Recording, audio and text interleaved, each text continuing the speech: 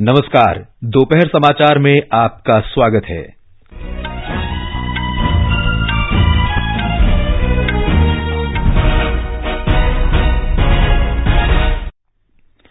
मुख्य समाचार। मौसम विभाग की उत्तर भारत में आज तेज वर्षा की चेतावनी, हिमाचल प्रदेश में रेड अलर्ट। प्रधानमंत्री नरेंद्र मोदी ने अत्यधिक बारिश से उत्पन्न स्थिति का जायजा लिया। इसरो छोटे उपग्रहों की बढ़ती मांग के मद्देनजर छोटे उपग्रह प्रक्षेपण यान निजी क्षेत्र को देगा। विदेश मंत्री एस जयशंकर ने गुजरात से राज्यसभा के लिए नामांकन भरा। पश्चिम बंगाल में पंचायत चुनावों के लिए 19 जिलों के 696 मतदान केंद्रों पर पुनर्मतदान जारी। भारत और मलेशिया ने दोनों देशों के बीच चौथे दशक के लिए रक्षा सहयोग की रूपरेखा पर चर्चा की। आईएसआईएस सरगना ओसामा अल मुहाजिर पूर्वी सीरिया में अमरीकी ड्रोन हमले में मारा गया और पार्थ सालुंखे युवा विश्व चैंपियनशिप में रिकर्व श्रेणी में स्वर्ण पदक जीतने वाले पहले भारतीय पुरुष तीरंदाज बने।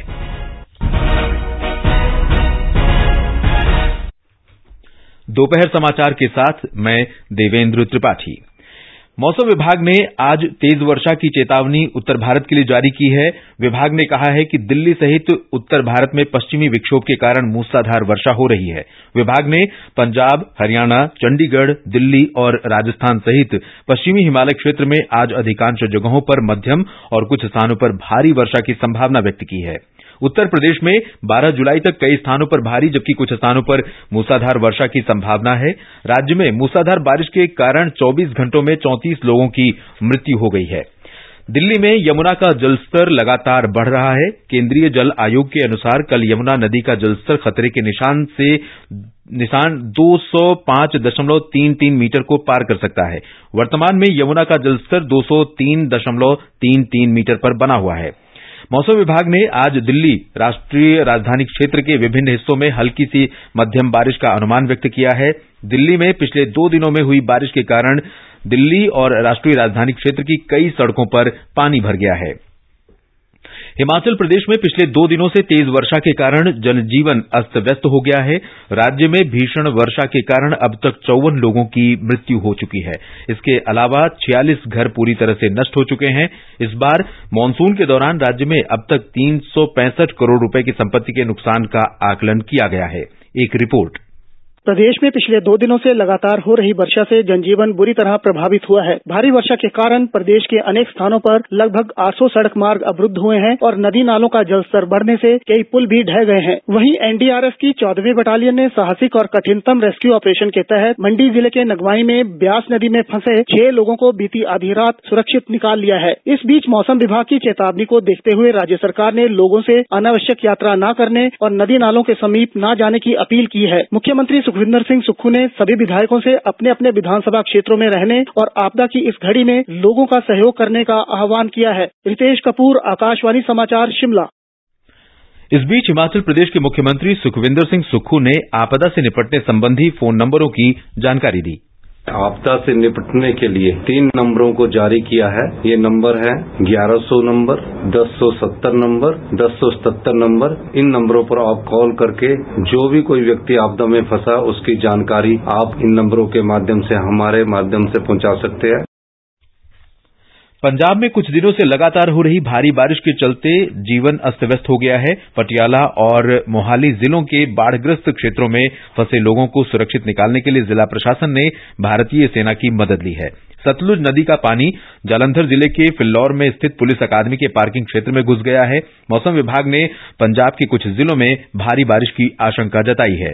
राज्य के मुख्य सचिव अनुराग शर्मा ने चंडीगढ़ में राज्य के अधिकारियों के साथ बैठक कर बारिश के बाद उत्पन्न हुए हालात पर चर्चा की। इस बीच पंजाब के मुख्यमंत्री भगवंत मान ने लोगों से अपील की है कि घबराएं नहीं और अधिकारियों को जानकारी दें अपने क्षेत्र में मौसम की स्थिति की। दक्षिण भारत में केरल और कर्नाटक में मूसलाधार वर्षा के कारण बहुत से क्षेत्रों में पानी भर गया है। मौसम विभाग ने केरल के कोझिकोड, वायनाड, कन्नूर और कासरगोड सहित 4 जिलों में येलो अलर्ट जारी किया है। इस बीच पूर्वी और पूर्वोत्तर भारत के क्षेत्रों में भी मध्यम वर्षा की संभावना व्यक्त की गई है। मेघालय में भी आज और कल के लिए भारी बारिश का अनुमान व्यक्त किया गया है। अरुणाचल प्रदेश और सिक्किम में कल और परसों अत्यधिक भारी बारिश सहित कुछ इलाकों में मूसलाधार वर्षा होने की संभावना है। कश्मीर घाटी में उपराज्यपाल मनोज सिन्हा ने आज वरिष्ठ पुलिस और प्रशासनिक अधिकारियों के साथ श्री अमरनाथ श्राइन बोर्ड के अधिकारियों के साथ एक बैठक की। उन्होंने तीर्थ यात्रा की व्यवस्था और मूसलाधार बारिश के कारण प्रभावित राष्ट्रीय राजमार्ग पर यातायात बहाली के कार्यों की समीक्षा की। प्रधानमंत्री नरेंद्र मोदी ने आज देश के विभिन्न भागों में अत्यधिक वर्षा से प्रभावित स्थिति के बारे में जानकारी ली। उन्होंने इस संबंध में वरिष्ठ मंत्रियों और अधिकारियों से बातचीत की। एक ट्वीट में प्रधानमंत्री कार्यालय ने कहा है कि वर्षा से प्रभावित क्षेत्रों में स्थानीय प्रशासन, राष्ट्रीय आपदा मोचन बल और राज्य आपदा मोचन बल के दल पीड़ित लोगों के लिए राहत बचाव सुनिश्चित कर रहे हैं। कल केंद्रीय गृहमंत्री अमित शाह ने जम्मू कश्मीर और दिल्ली के उपराज्यपालों से बातचीत की और भारी वर्षा के कारण उत्पन्न स्थिति की जानकारी ली। उन्होंने पंजाब और हिमाचल प्रदेश के भी मुख्यमंत्रियों से बात की और हर संभव सहायता प्रदान करने का आश्वासन दिया। ये समाचार हमारी वेबसाइट newsonair.com/hindi और हमारे mobile app news on AIR पर भी उपलब्ध हैं। दोपहर समाचार में आपका फिर स्वागत है। छोटे उपग्रहों की मांग को देखते हुए भारतीय अंतरिक्ष अनुसंधान संगठन इसरो अब जल्द ही छोटे उपग्रहों के प्रक्षेपण यान SSLV को निजी क्षेत्रों को सौंपेगा। एक वरिष्ठ अधिकारी के अनुसार इसरो ने मिनी रॉकेट को उद्योग जगत को सौंपने के लिए नीलामी प्रक्रिया अपनाने का निर्णय लिया है। अधिकारी के अनुसार इसरो अब न केवल SSLV के निर्माण को बल्कि इसके संचालन को भी पूरी तरह से निजी क्षेत्र को देने की तैयारी में है। SSLV जैसे छोटे रॉकेट 10 किलोग्राम से कम वजन वाले नैनो उपग्रहों और 100 किलोग्राम से कम वजन वाले उपग्रहों के लिए उपयोग में लाए जाएंगे। इनके माध्यम से उपग्रहों को प्रक्षेपित करने की सुविधा मांग के आधार पर दी जाएगी, जिससे ग्राहकों को बड़े रॉकेट की प्रतीक्षा नहीं करनी पड़ेगी। विदेश मंत्री डॉक्टर एस जयशंकर ने आज गुजरात के गांधीनगर में राज्यसभा चुनाव के लिए नामांकन दाखिल किया। नामांकन भरने के बाद विदेश मंत्री एस जयशंकर ने मीडिया से बात करते हुए कहा कि वो प्रधानमंत्री और भाजपा नेतृत्व का आभार व्यक्त करते हैं। मैंने फॉर्म भरा है गुजरात की ओर से राज्यसभा में प्रतिनिधित्व के कारण मैं फिर से भाजपा का उम्मीदवार बना हूं। सबसे पहले तो अपना आभार प्रकट करना चाहूंगा प्रधानमंत्री जी को, भाजपा के नेतृत्व को, गुजरात की जनता को और गुजरात की विधायकों की उनकी आशीर्वाद से मुझे एक बार और राज्यसभा में गुजरात के प्रतिनिधि बनने का एक अवसर और मिलेगा। विदेश मंत्री सुब्रमण्यम जयशंकर, जुगलजी ठाकुर और दिनेश अनावाडिया सहित भारतीय जनता पार्टी के 3 राज्यसभा सदस्यों का कार्यकाल 18 अगस्त को समाप्त होगा। हमारे संवाददाता के अनुसार भाजपा ने अब तक अन्य 2 उम्मीदवारों के नामों की घोषणा नहीं की है। नामांकन दाखिल करने की अंतिम तिथि 13 जुलाई है और उम्मीदवार 17 जुलाई तक अपना नामांकन वापस ले सकते हैं। मतदान 24 जुलाई को होगा। उधर पश्चिम बंगाल में त्रिस्तरीय पंचायत चुनावों के सिलसिले में आज 19 जिलों के 696 मतदान केंद्रों पर शांतिपूर्ण तरीके से मतदान कराया जा रहा है। पश्चिम बंगाल राज्य निर्वाचन आयुक्त के अनुसार सुबह 9 बजे तक 6.52% मतदान हुआ। पंचायत चुनावों में हिंसा के बाद पुनर्मतदान की घोषणा करते हुए राज्य निर्वाचन आयोग ने कहा था कि केंद्रीय सशस्त्र बलों के जवान हर मतदान केंद्र पर तैनात किए गए हैं। मतदान शाम 5 बजे तक चलेगा। भारत की G20 अध्यक्षता में गुजरात के केवडिया में आज से व्यापार और निवेश पर कार्य समूह की तीसरी बैठक शुरू हुई। G20 के सदस्य देशों के 75 से अधिक प्रतिनिधि 3 दिन की इस बैठक में शामिल हो रहे हैं। इस दौरान प्रतिनिधि व्यापार संबंधी बुनियादी ढांचे के संबंध में एक संगोष्ठी में भाग ले रहे हैं। ये बैठक भारत की अध्यक्षता में लाए गए वैश्विक व्यापार और निवेश संबंधी मुद्दों से जुड़े प्रस्तावों को स्वीकार करने के सिलसिले में सहमति बनाने पर केंद्रित होगी। उद्योग संवर्धन और आंतरिक व्यापार विभाग के सचिव राजेश कुमार सिंह ने मीडिया से बात करते हुए कहा कि इस बैठक ने भारत को लॉजिस्टिक क्षेत्र में अपनी उभरती डिजिटल प्रौद्योगिकियों को प्रदर्शित करने का अवसर दिया है। डिजिटल इनिशिएटिव्स के द्वारा भारत सरकार की जो इनिशिएटिव्स हैं उसके आधार पर भारत का लॉजिस्टिक्स एफिशिएंसी और मल्टी मॉडल कनेक्टिविटी में इम्प्रूवमेंट करने में हमें कितनी सहायता मिली है। हमारा विश्व भर में जो 138 देशों का लॉजिस्टिक इंडेक्स की रैंकिंग होती है उसमें कैसे हमारा सुधार हो रहा है और आगे उसको हम अंडर 25 रैंकिंग में ले जाने का जो हमारा प्रयास है उसके बारे में ये चर्चा की जाएगी और दूसरे देशों के एक्सपीरियंसेस से और G20 नेशंस के एक्सपीरियंसेस के आधार पर हम अपनी लॉजिस्टिक एफिशिएंसी कैसे बढ़ा सकेंगे उसके बारे में भी हमें चर्चा करने का अवसर मिलेगा।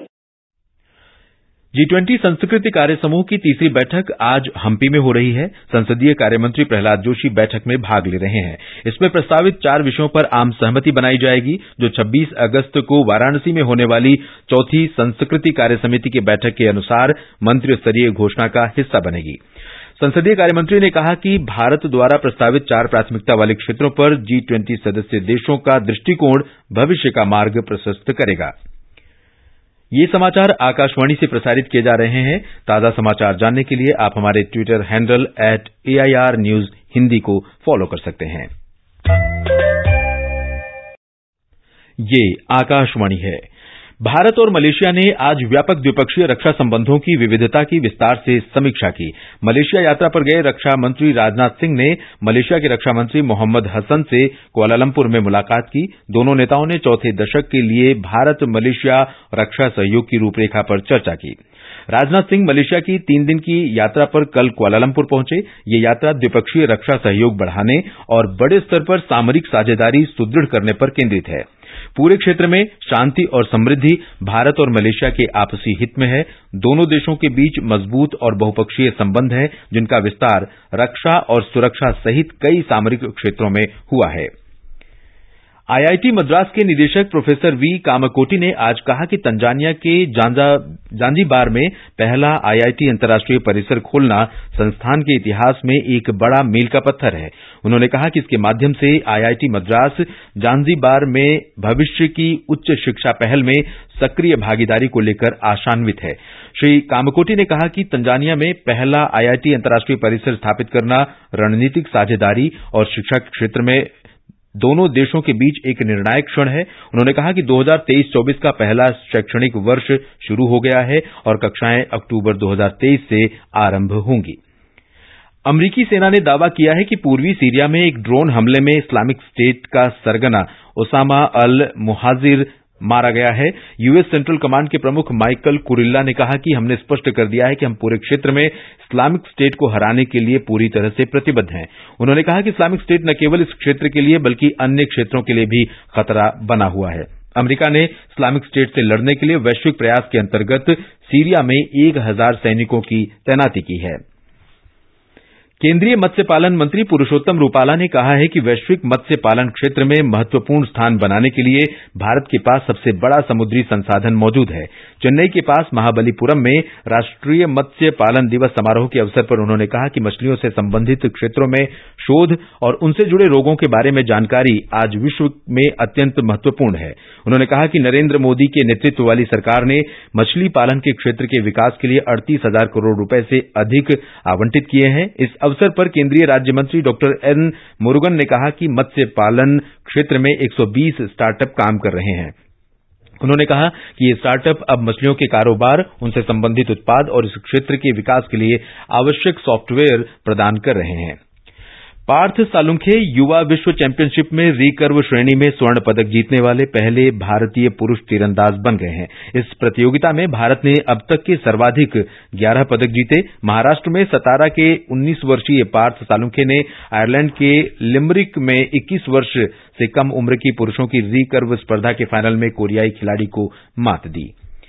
आकाशवाणी का समाचार सेवा प्रभाग अपने लाइव फोन इन कार्यक्रम पब्लिक स्पीक में आज रात 9:30 बजे पुलिस उपायुक्त कमल पाल सिंह मल्होत्रा और तकनीकी तथा कानूनी विशेषज्ञ सहायक पुलिस आयुक्त जितेंद्र सिंह के साथ एक विशेष चर्चा प्रसारित करेगा। हिंदी और अंग्रेजी में प्रसारित होने वाले इस कार्यक्रम का विषय है साइबर हाइजीन और डिजिटल एरा। कार्यक्रम के दौरान श्रोता फोन कर हमारे विशेषज्ञों से साइबर अपराध के विभिन्न पहलुओं से संबंधित प्रश्न पूछ सकते हैं। टेलीफोन नंबर है 011-2371-7106। और अंत में मुख्य समाचार एक बार फिर। मौसम विभाग की आज उत्तर भारत में तेज वर्षा की चेतावनी, हिमाचल प्रदेश में रेड अलर्ट। प्रधानमंत्री नरेंद्र मोदी ने अत्यधिक बारिश से उत्पन्न स्थिति का जायजा लिया। इसरो छोटे उपग्रहों की बढ़ती मांग के मद्देनजर छोटे उपग्रह प्रक्षेपण यान निजी क्षेत्र को सौंपेगा। विदेश मंत्री एस जयशंकर ने गुजरात सीट से राज्यसभा के लिए नामांकन भरा।